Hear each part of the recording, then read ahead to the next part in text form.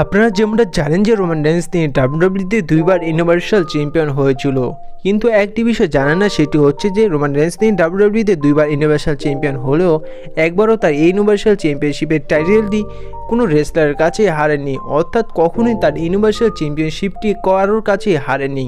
সমস্ত বিষয়গুলো নিয়ে আলোচনা করব এই ভিডিওটিতে।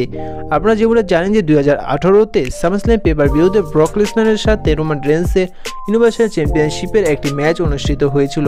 সেই জায়গায় ব্রক লেসনারকে হারিয়ে রোমান রেইন্স তিনি সেই সময় নিউ ইউনিভার্সাল চ্যাম্পিয়ন হয়। পরবর্তীতে অনেক অপোনেন্টের কাছে রোমান রেইন্স তার ইউনিভার্সাল চ্যাম্পিয়নশিপের টাইটেলটি ডিপেন্ড করে তার টাইটেলটি রিটেন করে নিয়েছিল।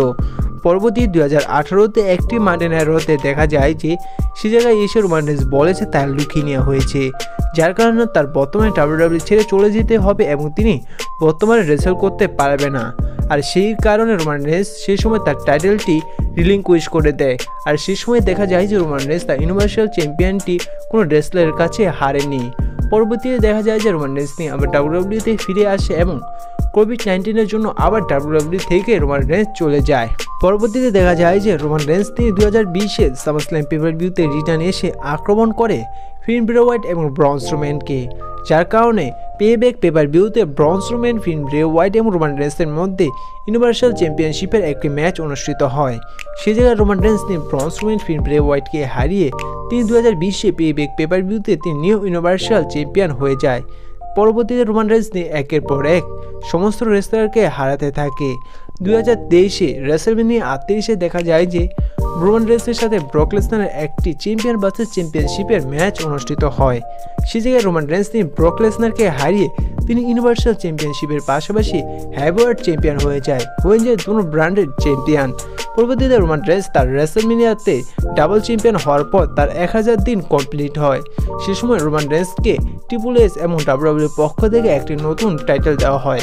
সেই টাইটেলটির নাম দেওয়া হয় ডাব্লিউডাব্লিউ আনডিসপিউটেড ইউনিভার্সাল চ্যাম্পিয়ন এবং তারপর থেকে রোমান রেইন্স নিয়ে সেই আনডিসপিউটেড চ্যাম্পিয়নশিপের টাইটেলটি ক্যারি করতে থাকে এবং তার যে দুইটি টাইটেল রয়েছে ইউনিভার্সাল চ্যাম্পিয়ন এবং হেভিওয়েট টাইটেলটি সেটি ফল ইভেন্ট ক্যারি করতে থাকে।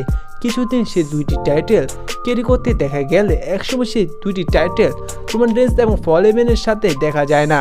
আর তারপর থেকে রোমান রেইন্স তিনি ডাব্লিউডাব্লিউ আনডিসপিউটেড ইউনিভার্সাল চ্যাম্পিয়নশিপটি তার সাথে রাখতে শুরু করে এবং তার সাথে পরবর্তীতে দেখা যায় না ইউনিভার্সাল চ্যাম্পিয়নশিপটি এবং হেভিওয়েট চ্যাম্পিয়নশিপটি। আর এই বছর যেমনটা দেখা যায় যে রোমান রেইন্স তার টাইটেলটি ডিপেন্ড করে ডাব্লিউডাব্লিউ আনডিসপিউটেড ইউনিভার্সাল চ্যাম্পিয়নশিপটি কোডি রোডসের কাছে রেসলম্যানিয়া 40-এ। সেই জায়গায় দেখা যায় যে রোমান রেইন্স এবং কোডি রোডসের ম্যাচটি অনুষ্ঠিত হলে সেই জায়গায় রোমান রেইন্স তার ডাব্লিউডাব্লিউ আনডিসপিউটেড ইউনিভার্সাল চ্যাম্পিয়নশিপটি হেরে যায় কোডি রোডসের কাছে। দেখুন রেসলম্যানিয়া 40-এ রোমান রেইন্স তিনি কোডি রোডসের কাছে হেরে গিয়েছিল ডাব্লিউডাব্লিউ আনডিসপিউটেড ইউনিভার্সাল চ্যাম্পিয়নশিপের টাইটেলটি, যে টাইটেলটি রোমান রেইন্সকে দিয়েছিল ডাব্লিউডাব্লিউ গিফট হিসাবে 1000 দিন হয়েছিল বলে রোমান রেইন্সের টাইটেল রিং। আর সেই টাইটেলটি রোমান রেইন্স কোডি রোডসের কাছে হেরেছে।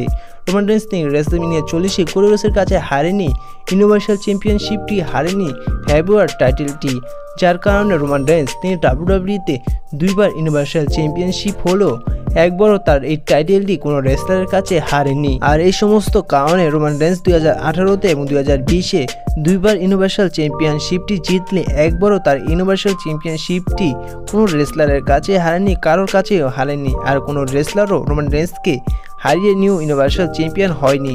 আর এর থেকে বোঝা যাচ্ছে যে রোমান রেইন্স তিনি এখন পর্যন্ত হিসাবে ইউনিভার্সাল চ্যাম্পিয়ন রয়েছে। এখন আপনাদের কি মনে হয় তা অবশ্যই কমেন্ট করে জানিয়ে দিবেন।